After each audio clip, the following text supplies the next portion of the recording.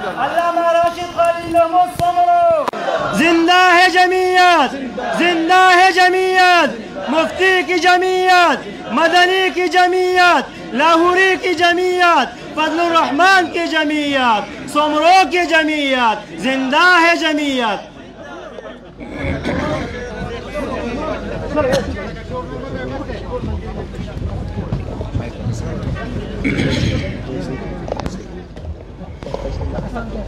میرا خیال یہ ہے کہ آپ حضرات صبح سے بیٹھے ہوئے ہیں اور اکابر علماء اکرام کے تفصیلی بیانات ہو چکے ہیں۔ میری خواہش ہوگی کہ حاضری میری لگ چکی ہے، ہم دعا کر کے پروگرام کو ختم کر لیں تو زیادہ مناسب ہوگا۔ یہ نہیں جو ہے نا آپ کی، اس میں بھی کوئی نہ کوئی بات چھپی ہوئی ہے۔ مجھے پتا ہے کہ آپ تھکے ہوئے ہیں، مقصد آپ کی زیارت کرنا تھا وہ ہو چکی ہے۔ میرا خیال یہ ہے کہ ہم دعا کر لیں تو اچھا ہے۔ آپ کے لیے آئے ہیں، میں بھی آپ کے لیے آیا ہوں۔ جزاک اللہ۔ الحمدللہ الحمدللہ رب العالمین، والصلاة والسلام على اشرف الانبیاء والمرسلین وعلى آلہ الطیبین واصحابہ الطاہرین۔ قال اللہ تبارک وتعالی فی القرآن المجید والفرقان الحمید، اعوذ باللہ من الشیطان الرجیم، بسم اللہ الرحمن الرحیم، واعتصموا بحبل اللہ جميعا ولا تفرقوا۔ وقد قال النبي صلى الله عليه وسلم العلماء ورثة الأنبياء، صدق الله العلي العظيم وصدق رسوله النبي الأمي الصادق الأمين، إن الله وملائكته يصلون على النبي يا أيها الذين آمنوا صلوا عليه وسلموا تسليما۔ اللهم صل على محمد وعلى آل محمد كما صليت على إبراهيم وعلى آل إبراهيم إنك حميد مجيد۔ اللهم بارك على محمد وعلى آل محمد كما باركت على إبراهيم وعلى آل إبراهيم إنك حميد مجيد۔ قابل احترام حضرات، اکابر علماء اکرام، زعماء ملت اور لوور دیر کے غیرت مند، جرأت مند، دلیر اور مجاہد ساتھیوں، آج کے اس پروگرام کے انعقاد پر جمعیت طلبہ اسلام اور جمعیت علماء اسلام کے عہدیداران کو دل کے گہرائیوں سے مبارکباد پیش کرتا ہوں۔ بارگاہ خداوندی میں دعا کرتا ہوں کہ اللہ تبارک و تعالی ان حضرات کی ان خدمات کو اپنی بارگاہ میں شرف قبولیت سے سرفراز فرمائے۔ کل سے آپ کے اور میری دلوں کی دھڑکن قائد ملت اسلامیہ، امام الانقلاب حضرت مولانا فضل الرحمان صاحب دامت برکاتہم العالیہ کے ساتھ تھا۔ صبح ان کی اجازت سے یہاں عازم سفر ہوا۔ جب نکلنے لگا تو حضرت نے مجھے خصوصی طور پر فرمایا کہ لوور دیر کے علماء کو نہ صرف مبارکباد دینی ہے، نہ صرف میرے سلام پہنچانے ہیں، بلکہ ان کو پیغام بھی دینا ہے کہ آج سے آپ کو حضرت نانوتوی اور حضرت شیخ الہند کے مشن کو آگے لے جانے کی عملی طور پر ذمہ داری آپ کے سر پر ہے، اور آج سے آپ نے اس مشن کو سنبھالنا ہے انشاءاللہ۔ میرے محترم دوستو، میرے بھائی حافظ حمداللہ صاحب نے بہت تفصیلی انداز میں آپ کے سامنے اپنے معروضات کو رکھا۔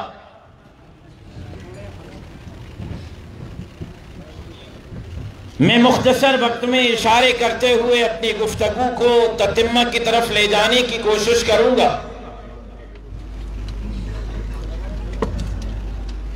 ایک طرف تو آج خوشی ہو رہی ہے کہ علماء اکرام کا جمع غفیر یہاں موجود ہے، اور صرف مدارس سے فارغ التحصیل علماء نہیں، اسکول، کالج اور یونیورسٹی کے فارغ التحصیل بھی یہاں موجود ہیں، اور جمعیت طلباء نے ملا اور مسٹر کی تفریق کو ختم کرنے کی کوشش کی ہے۔ لیکن سمجھنے کی ضرورت یہ ہے کہ ملا اور مسٹر کی تفریق کیوں ہوئی، ملا اور مسٹر میں تفریق کہاں سے ڈالی گئی، اور آج ہم کہاں کھڑے ہیں۔ 1400 سال جناب سرور کونین سرکار دو عالم صلی اللہ علیہ وسلم کے زمانے سے لے کر مغل اور خلافت عثمانیہ کی سلطنت تک آپ تاریخ کا مطالعہ کریں، ایک ہی دینی ادارہ ہوتا تھا جہاں سے عالم بھی پیدا ہوتا تھا، حافظ بھی پیدا ہوتا تھا، مبلغ اور مصنف اور مقرر بھی پیدا ہوتا تھا، وہیں سے ڈاکٹر اور انجینئر، گورنر اور سربراہ مملکت بھی پیدا ہوا کرتا تھا۔ لیکن یہ ملا اور مسٹر میں تفریق ایک منصوبے کے تحت کی گئی تاکہ معاشرے سے مولوی کے کردار کو کم کیا جائے، معاشرے میں مولوی کو کمی بنا دیا جائے۔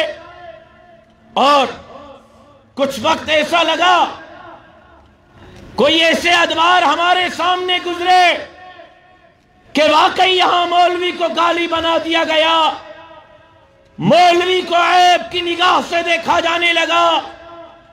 لیکن پھر تاریخ نے پلٹا کھایا، اور حضرت نانوتوی رحمت اللہ علیہ نے، حضرت شیخ الہند نے جس نہج پہ کام کیا، آج ہمیں اپنے آپ کا امتحان لینا ہے، اپنا سر اپنی گردن میں ڈال کر چھانکنا ہے، اپنی گریبان میں دیکھنا ہے کہ کیا ہم آج واقعی حضرت نانوتوی کے حقیقی جانشین ہیں، کیا ہم واقعی حضرت شیخ الہند کے جانشین ہیں۔ کیا حضرت نانوتوی کا فلسفہ یہ تھا کہ مسجد بنے گی، مدرسہ بنے گا، 8 سال اور 12 سال اور 13 سال مولوی پڑھ کر آئے گا اور مسجد کے حجرے تک محدود ہو جائے گا؟ کیا حضرت نانوتوی کا فلسفہ یہ تھا کہ فارغ التحصیل بننے کے بعد ہم نے تبلیغ میں، تقریر میں، تصنیف میں، تحریر میں تو اپنا کردار ادا کرنا ہے، لیکن قوم کی رہنمائی کے لیے ہم نے میدان وڈیروں، خانوں، نوابوں اور سرداروں کے حوالے کرنا ہے؟ آج ہمارے معاشرے میں کیا ہے؟ آج یہاں کیا ہو رہا ہے؟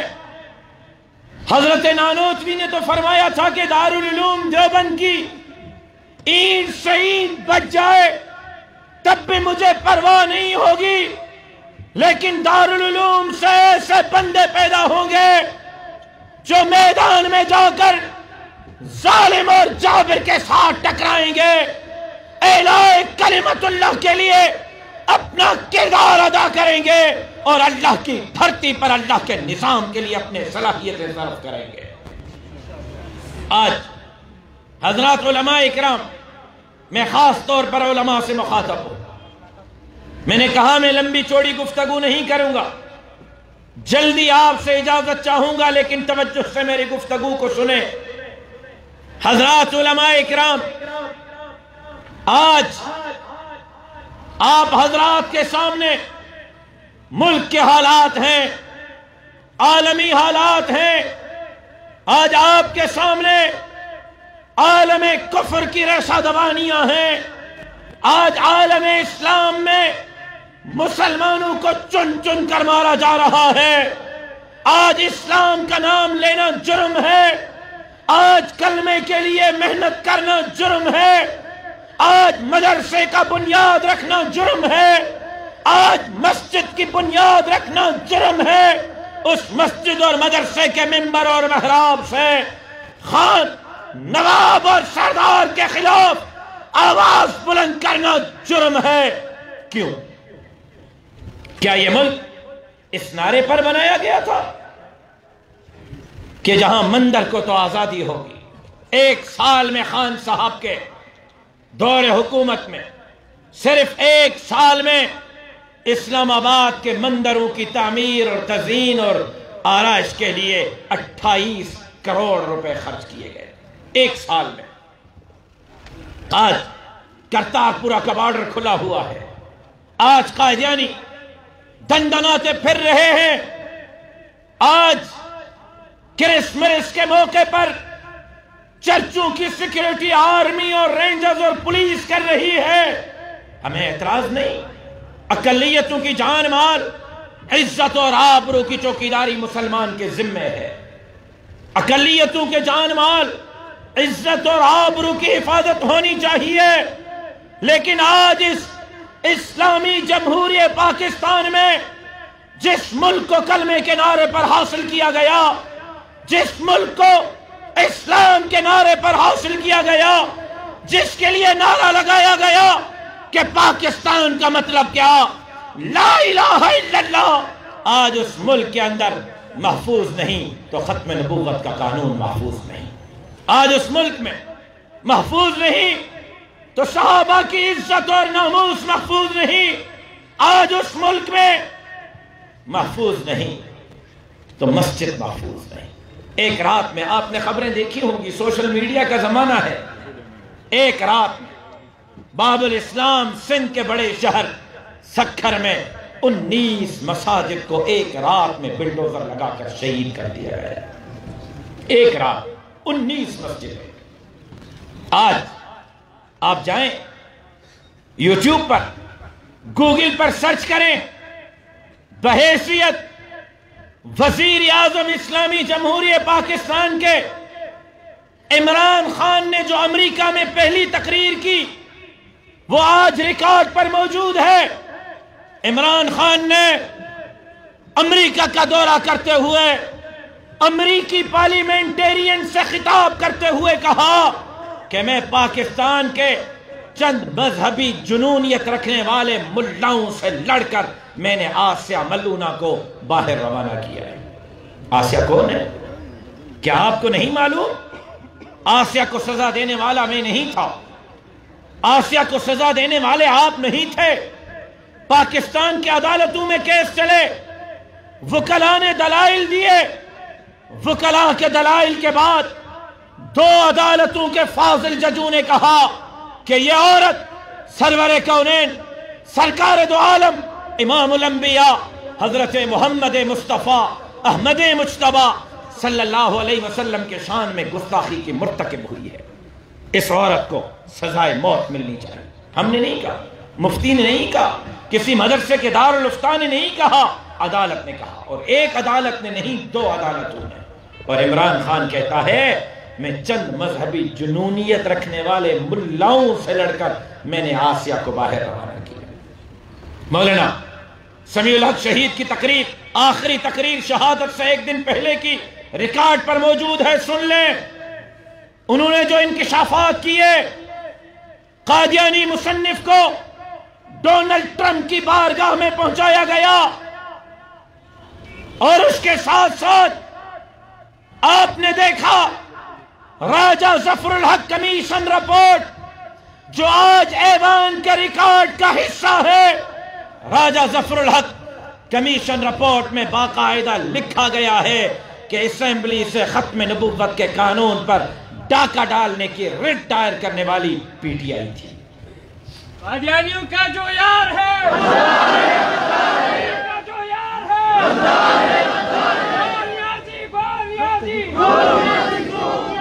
ایک دقیقی دنیا جی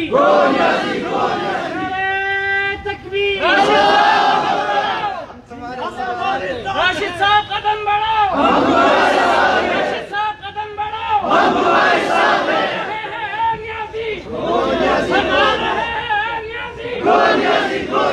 اور کتنا قدم بڑھاؤں, سانپوں کے بلوں میں تو ہاتھ ڈال دیے ہیں. اور کتنا قدم بڑھاؤں, میں نے تو اپنے شہید والد کے خون میں لت پت جنازہ اٹھانے کے بعد بھی گھر میں سونے کو ترجیح نہیں دی, والد کے مشن کو ترجیح دی ہے.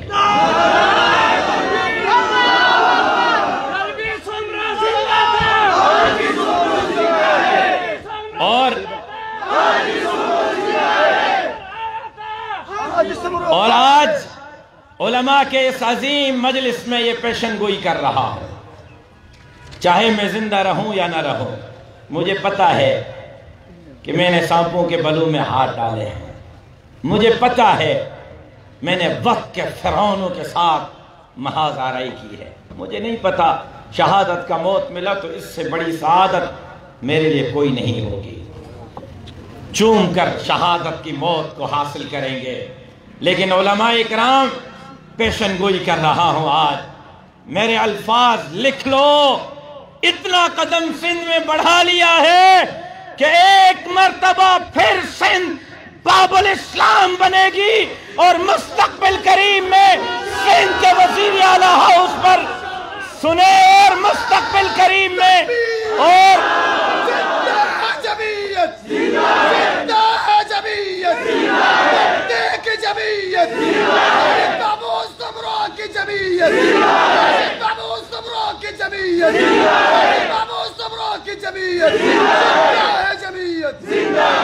اور یہ بھی پیشن گوئی کر رہا ہوں کہ انشاءاللہ مستقبل قریب میں جمعیت علماء اسلام کا جھنڈا سندھ کے وزیر اعلیٰ ہاؤس پر ضرور بالضرور لگائے. انشاءاللہ آپ کی دعائیں ساتھ رہی. اب کوئی مائی کا لال جمعیت کا راستہ نہیں روک سکتا. لہذا ہم نے قدم بڑھا دیا ہے, اب علماء اکرام آپ کے قدم بڑھانے کی دیر ہے. اور ایک بات کہوں, ناراض مت ہوئیے گا, دل کا ایک درد ہے آپ کے سامنے رکھو. 6-7 سال کا تجربہ, 6-7 سال کی ٹھوکریں ایک نتیجے پر پہنچا کہ ہمارے راستے میں رکاوٹ اب کوئی خان نہیں, اب کوئی نواب نہیں, اب کوئی سردار نہیں. ہمارے راستے میں رکاوٹ ہم خود ہیں. ہم مولوی سیدھے ہو جائیں نا, معاملہ سیدھا ہو جائے گا. سچ کہہ رہا ہوں, ناراض مت ہوئیے گا. ہم خود ہیں, مدرسے کے نام پر رک جاتے ہیں, مسجد کے مصلحت پر رک جاتے ہیں. آج فاٹف کا بل جس کا حافظ حمداللہ نے ذکر کیا, 28 شرائط فاٹف نے پاکستان کو لکھ کے دی ہیں.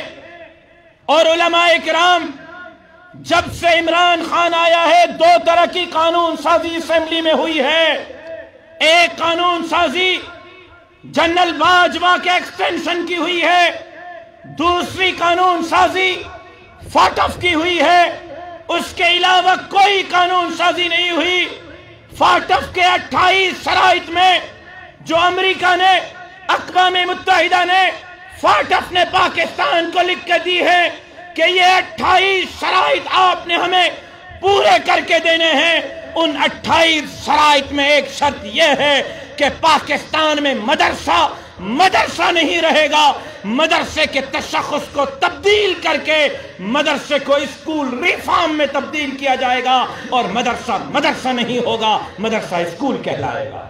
آج اس پر کام ہو رہا.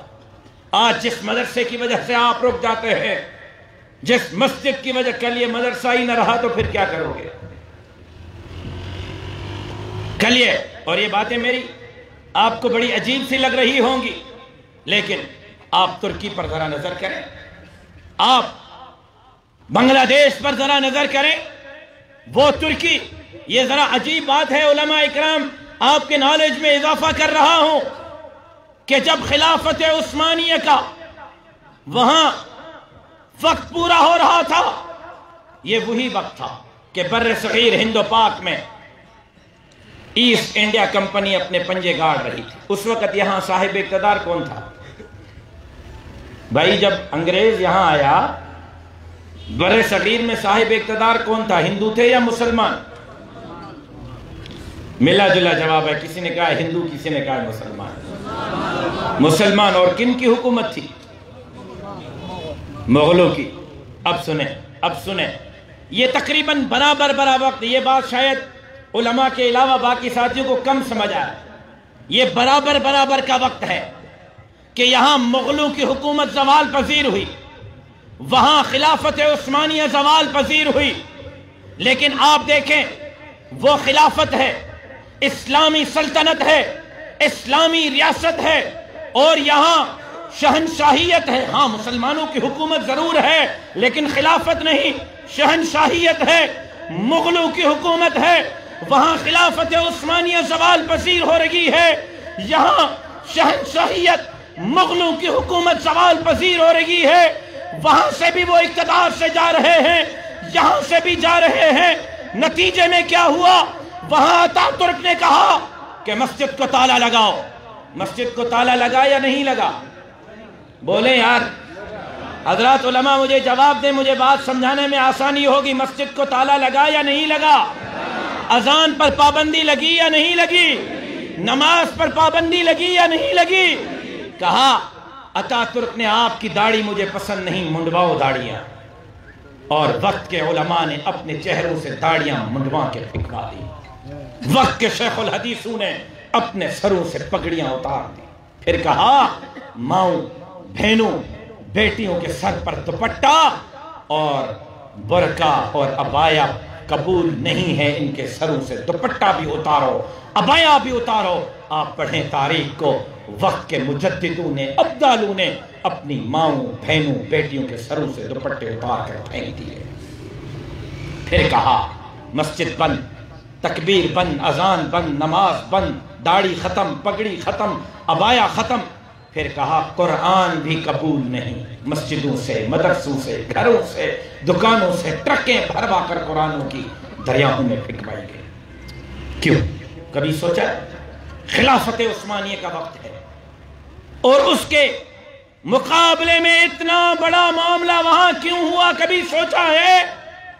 حضرات علماء اکرام، بنگلہ دیش تقریباً 100% سنی ریاست، وہ بنگلہ دیش جس کے چھوٹے سے چھوٹے مدرسے میں 3,000 طلبہ دور حدیث میں ہیں، وہ بنگلہ دیش جہاں حد سے بڑا اجتماع تبلیغ کا ہوتا ہے، وہ بنگلہ دیش جہاں ہر گھر میں حافظ عالم پایا جاتا ہے، اسلامی قانون پارلیمنٹ سے نکال کر روڈ پر پھینک دیے گئے، جب چاہتے ہیں مولوی کو سولی پہ لٹکایا جاتا ہے۔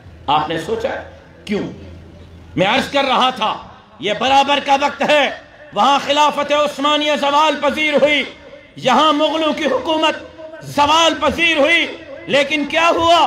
خلافت عثمانیہ کے زوال پذیر ہونے کے بعد اتا ترک کے مقابلے میں کوئی تحریک سر نہیں اٹھا سکی، اور یہاں مغلوں کی شہنشاہی حکومت زوال پذیر ہونے کے بعد ایک ایسی تحریک نے سر اٹھایا کہ اس تحریک میں ہندو جواہر لال نہرو بھی آپ کے ساتھ ہے، سکھ بھی آپ کے ساتھ ہیں، اور اتنی بڑی تحریک چلی کہ انہوں نے انگریز کو بر صغیر چھوڑنے پر مجبور کر دیا۔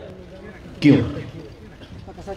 یہاں تو خلافت عثمانیہ نہیں تھی، شہنشاہیت تھی، مغل تھے، لیکن ایسا کیا تھا کہ علماء تو اٹھے، مسلمان تو اٹھے، ہندوؤں کو بھی اپنے ہم نوا کیا، سکھوں کو بھی اپنے ہم نوا کیا، اور انگریز کو خطہ چھوڑنے پر مجبور کیا، وہ بات یہ تھی کہ ہماری طرح ترکی کے علماء نے تصنیف تو سنبھالی، تقریر اور تحریر تو سنبھالی، تبلیغ، مسجد اور مدرسہ تو سنبھالا، بنگلہ دیش کے علماء نے ہماری طرح تبلیغ اور تصنیف اور تحریر، مسجد اور مدرسہ تو سنبھالا، لیکن انہوں نے سیاسی میدان خوانین، وڈیروں، سرداروں اور نوابوں کے حوالے کیا۔ وہاں پر علماء اکرام نہ داڑھی بچا سکے، نہ پگڑی بچا سکے، نہ مسجد بچا سکے، نہ مدرسہ بچا سکے، نہ اسلامی قانون بچا سکے، لیکن یہاں کے علماء نے اپنے طالب العلم کو، دارالعلوم دیوبند نے اپنے طالب کو، حضرت نانوتوی نے اپنے شاگرد کو، حضرت شیخ الہند نے اپنے شاگرد کو، مفتی محمود نے اپنے شاگرد کو سیاسی میدان دیا، سیاسی شعور دیا۔ اس سیاسی میدان کے بدولت، اس تحریک کے بدولت انگریز کو بھی کل یہاں سے دم دبا کے بھاگنا پڑا۔ میں دعوے سے کہتا ہوں انشاءاللہ شیخ الہند کی جانشینی کا حق ادا کرتے ہوئے مولانا فضل الرحمان کے قیادت میں جمعیت کے یہ احباب بھی یہودیوں اور نصرانیوں کے ایجنٹ کو بھی یہاں سے بھگانے پر مجبور ہوئے۔ نعرہ تکبیر! آئیے جمعیت حضرت مولانا فضل الرحمان سے! نعرہ تکبیر! كانت بنو اسرائیل تسوسهم الانبیاء کلما ہلک نبی خلفہ نبی۔ یہ تو آپ کو انبیاء سے سیاست وراثت میں ملی ہے، مصلی بھی ہمیں وراثت میں، اذان اور تکبیر بھی وراثت میں، نکاح اور جنازہ بھی وراثت میں، تو ہمیں قوم کی قیادت بھی وراثت میں ملی ہے۔ جب تک یہ میدان آپ نہیں سنبھالیں گے تب تک کامیابی نہیں ملے گی۔ روٹی کپڑا اور مکان تو نہیں ملا، قرض تو نہیں اترا، 1 کروڑ نوکریاں دوں گا، 50 لاکھ گھر دوں گا، قرضہ نہیں لوں گا، قرضہ لیا تو خودکشی کر لوں گا، اور 3 سال میں 1 کروڑ نوکریوں کی جگہ آپ جائیں تحقیقات کریں، کیمرے ریکارڈ ہو رہے ہیں، ذمہ داری سے بول رہا ہوں، 3 سال میں 30 لاکھ سے زائد لوگ بے روزگار ہوئے ہیں، 30 لاکھ سے زائد۔ 50 لاکھ گھر دوں گا، صرف میرے صوبہ سندھ میں انکروچمنٹ کے نام پر 20 لاکھ گھروں کو بلڈوزر لگا کر منہدم کیا گیا ہے۔ قرضہ نہیں لوں گا۔ سنیں ایک عجیب بات آپ کو بتاؤں، قرضہ نہیں لوں گا۔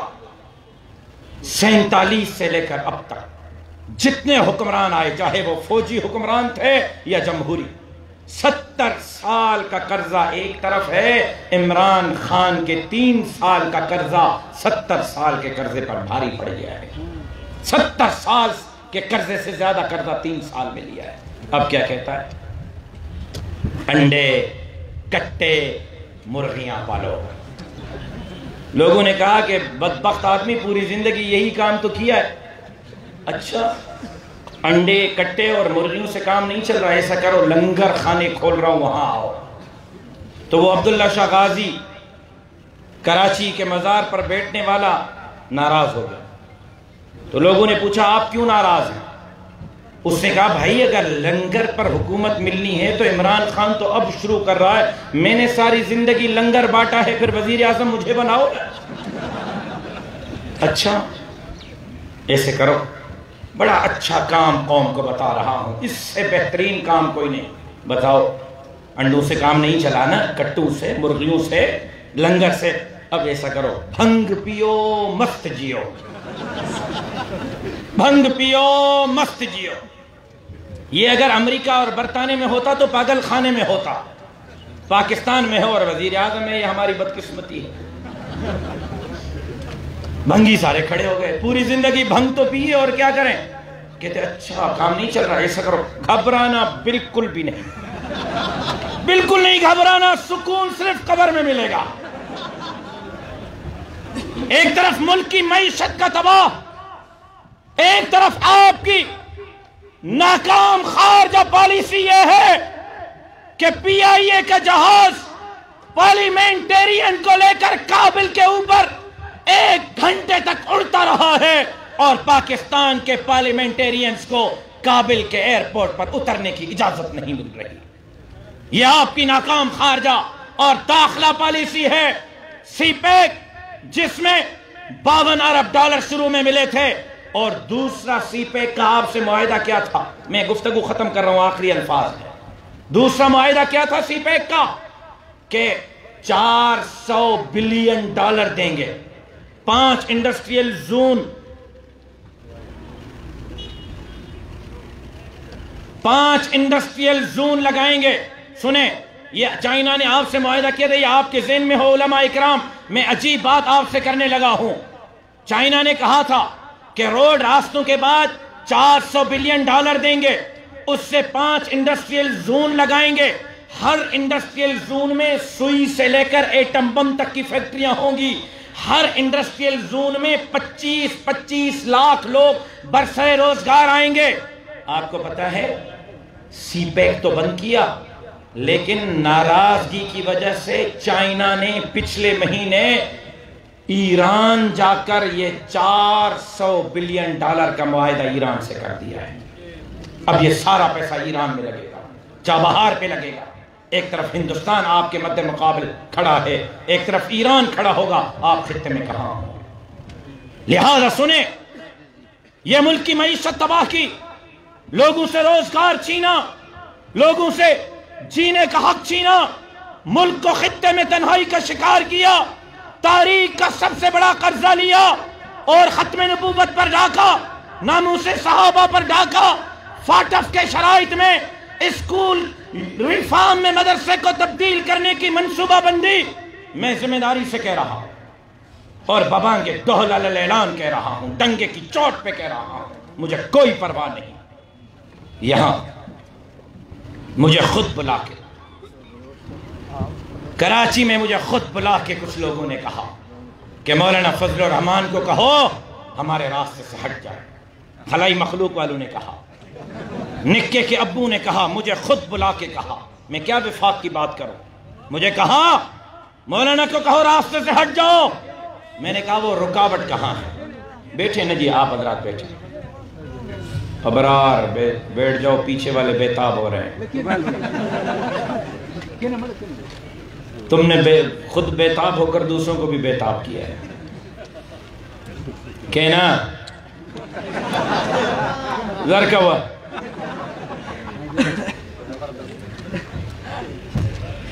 سنیں،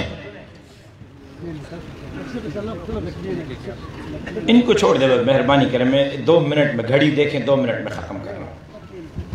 میں بہت اہم بات ہے عرض کر رہا ہوں. خطے میں تنہائی کا شکار،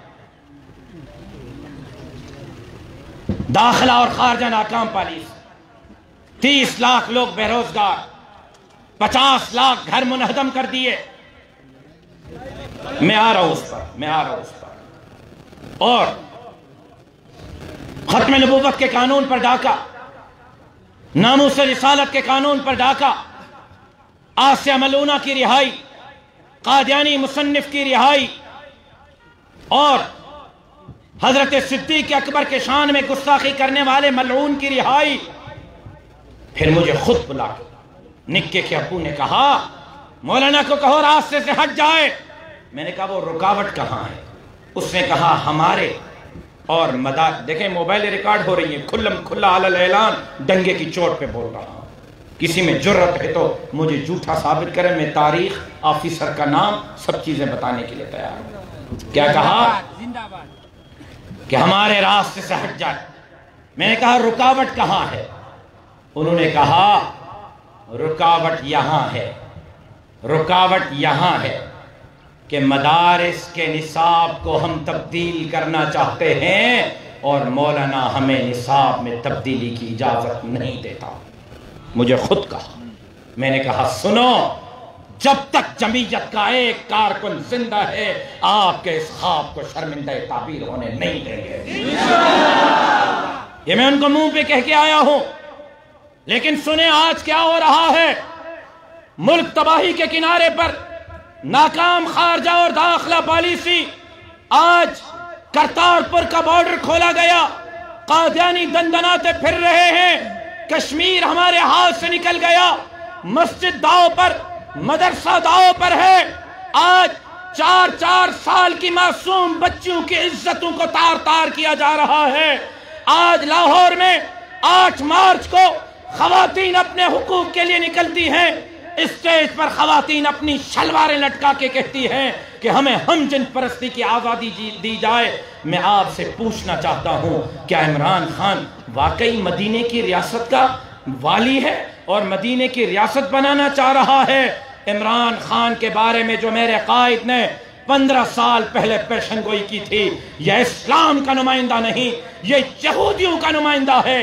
آج وقت نے ثابت کر دیا ہے، یہ پاکستان کا بھی دشمن ہے، یہ اسلام کا بھی دشمن ہے، یہ ختم نبوت کا بھی دشمن ہے، یہ مسجد، مدرسے، داڑھی اور پگڑی کا بھی دشمن ہے۔ اور سن لو عمران خان، جب تک ہماری جان میں جان ہے انشاءاللہ تمہارے خلاف روڈوں اور راستوں پر یہ نوجوان لڑتے رہیں گے۔ نعرہ تکبیر!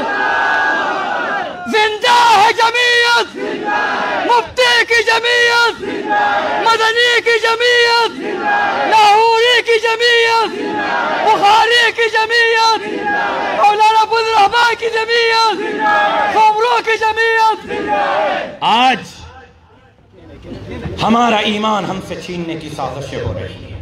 علماء اکرام، میں آپ کو اللہ کا واسطہ دیتا ہوں، علماء اکرام، میں آپ کو اپنے شہید والد کی یہ پگڑی آپ کے سامنے رکھتا ہوں، التجا کرتا ہوں، آپ سے التجا کرتا ہوں، منت کرتا ہوں، میری نظر ہے وہاں، جماعت کی نظر ہے وہاں۔ ایسا نہ ہو ہم خواب غفلت میں رہیں اور ترکی اور بنگلہ دیش کی طرح پانی سر سے گزر جائے، نہ داڑھی میسر ہو، نہ پگڑی میسر ہو، نہ کلمہ میسر ہو، نہ ماں بہن بیٹی کے سر پر دوپٹہ میسر ہو۔ خدا کے لیے بیدار ہو جائیں، خدا کے لیے میدان میں اپنا کردار ادا کریں۔ اور جب آج ہم میدان میں لڑ رہے ہیں تو کہتے ہیں مولانا فضل الرحمان تو زرداری کی جنگ لڑ رہا ہے، مولانا تو نواز شریف کی جنگ لڑ رہا ہے۔ ہمارے اچھے بھلے ساتھی یہاں آپ کے آس پاس کے لوگ کہتے ہیں کہ مولانا تو جماعت پر قابض بن کر بیٹھا ہے۔ تمہاری پوزیشن تو یہ تھی کہ تمہیں ہم نے پیپلز پارٹی کی شاگرد تنظیم سے اٹھا کے صوبے کا صدر بنا دیا۔ تمہاری تو پوزیشن یہ تھی کہ تم گھر میں اپنی یونین کونسل کی چیئرمین شپ نہیں جیت رہے تھے، ہم نے تمہیں سینیٹر بنایا۔ تمہاری پوزیشن یہ ہے کہ تم اپنے حلقے سے ایم پی اور ایم این اے نہیں بن سکتے۔ تم کہتے ہو کہ مولانا جماعت کو خراب کر رہا ہے، تم شیخ الہند کی جماعت کے زیادہ مامے اور دادے بن رہے ہو، حضرت مفتی محمود کے جماعت کے وارث بن رہے ہو۔ آج دنیا کہہ رہی ہے کہ مفتی محمود نے جہاں جماعت چھوڑی تھی، مولانا فضل الرحمان نے جماعت کو اس سے 1000 نہیں، 1,00,000 نہیں، 1 کروڑ گنا آگے بڑھایا ہے۔ الحمدللہ۔ ہم کل بھی اور سنیں ان بھگوڑوں کو بتانا چاہتا ہوں، بھگوڑوں، کتنے دن تم اسرائیل کے پیسوں پہ چلو گے؟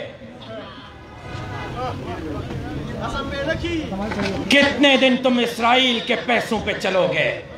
ایک بات یاد رکھو، ہم پیپلز پارٹی اور نون لیگ اور پی ٹی آئی کے ورکر نہیں کہ ہر 2 دن کے بعد اپنا قبلہ اور کعبہ تبدیل کر دیں۔ ہم شیخ الہند کے وارث ہیں، گردن کٹوا دیں گے مولانا فضل الرحمان سے، ہم گردن کٹوا دیں گے، جمعیت سے پیچھے نہیں ہٹیں گے، ہم گردن کٹوا دیں گے، عمران خان اور اس کے حواریوں کے ہاتھوں پر بیعت نہیں کریں گے۔ ہے کوئی انشاءاللہ کہنے والا؟ ہے کوئی انشاءاللہ کہنے والا؟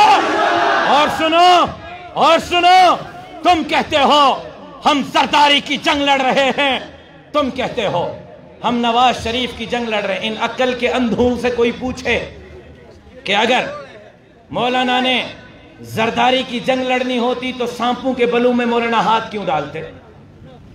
کارکنوں کو امتحان میں کیوں ڈالتے؟ مجھے ایک فون کر دیتے کہ لاڑکانہ میں بلاول کا مقابلہ نہیں کرنا، بیٹھ جاؤ، میں بیٹھ جاتا۔ نواب شاہ میں زرداری کا مقابلہ نہیں کرنا، میں بیٹھ جاتا۔ لیاری کراچی میں بلاول کا مقابلہ نہیں کرنا، میں بیٹھ جاتا۔ عطا الرحمن صاحب کو فون کرتے کہ اسفندیار ولی کا مقابلہ نہیں کرنا، یہاں جمعیت کے عہدیدار بیٹھ جاتے۔ مولوی صلاح الدین کو فون کرتے کہ محمود خان اچکزئی کا مقابلہ نہیں کرنا، وہ بیٹھ جاتا۔ بھائی محمود خان اچکزئی کا مقابلہ جمعیت نے کیا یا نہیں کیا؟ ANP کا مقابلہ جمعیت نے کیا یا نہیں کیا؟ نون لیگ کا مقابلہ جمعیت نے کیا یا نہیں کیا؟ پیپلز پارٹی کا مقابلہ جمعیت نے کیا یا نہیں کیا؟ تو اگر ان کی جنگ لڑنی ہوتی تو ان کا مقابلہ کیوں کیا؟ بیٹھ جاتے نا، راستہ چھوڑ دیتے ان کے لیے۔ سوال ہم سے نہیں بنتا کہ ہم زرداری اور نواز شریف کے ساتھ کیوں ہیں، سوال پاکستان کے عوام سے بنتا ہے کہ آپ کو داڑھی اور پگڑی والے پسند کیوں نہیں آئے، آپ نے زرداری اور نواز شریف اور ANP پر اعتماد کیوں کیا؟ سوال لوگوں سے بنتا ہے، ہم سے نہیں بنتا۔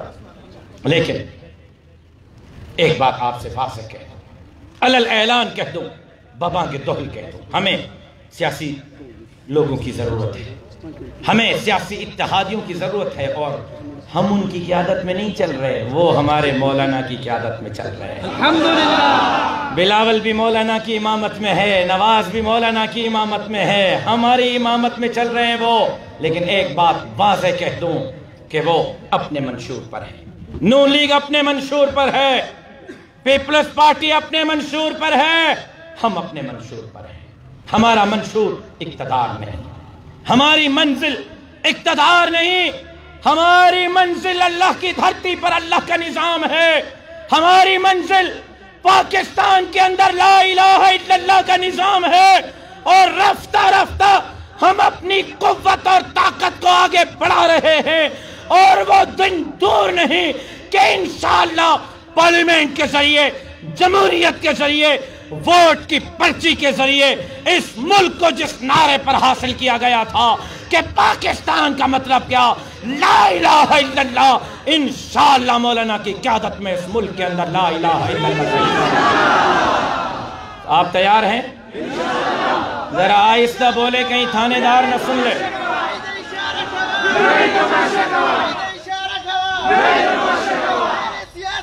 قائد اشارہ کڑے دے، قائد اشارہ کڑے دے، دا تماشا ٹائم دے، دا تماشا ٹائم دے۔ کیا آپ قائد کے حکم پر لبیک کہنے کے لیے تیار ہیں؟ یہ مت سمجھو کہ ہم پیچھے ہٹے ہیں۔ آزادی مارچ PDM کے پلیٹ فارم پر کیا تھا یا اکیلے؟ بولو یار، 15 ملین مارچ PDM کے پلیٹ فارم پر کیے تھے یا اکیلے؟